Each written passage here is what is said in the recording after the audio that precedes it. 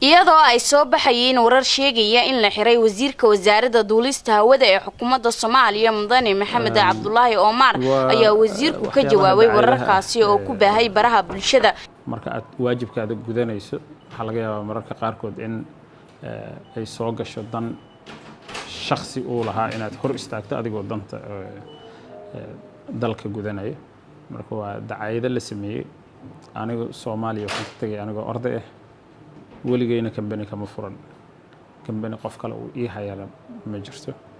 ganacsina kuma leeyahay gurina kuma leeyahay wax kale oo ku leeyahay ma leh Soomaaliya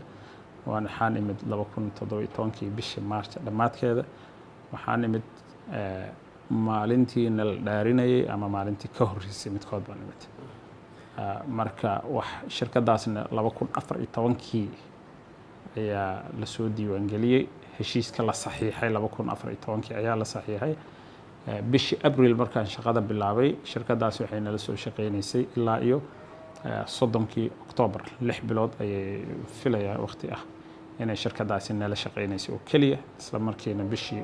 Oktoobar dhamaadkeedina aniga ayaa shaqada ka joojiyay marka waa iska been abuur dad dana leh ama dawladda mucaaradku ah ama aniga si shakhsi ah wax iyaga soo horjeedo inay soo wax badan oo hadda runtii dib ah iyo culeys oo igu haysana arintaas ma jiro waxaan ogahay marka qofku uu waajibaadkiisa qaran gudanayo dano kambaniye iyo shakhsiyaad ayuu ka hor imaanayaa isagoo oo danta dadweynaha eegayo marka dacayado iyo wax ka badanba dacayad waa wax yar dilal iyo dacayadaba waan rajaynaynaa marka waa wax caadi ah oo runtii waxaan jaxanjaxayna ma shirkadana waa shirkadii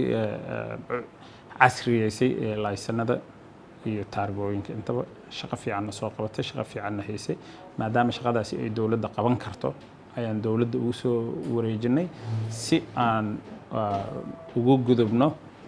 deyn dhaafka wadanka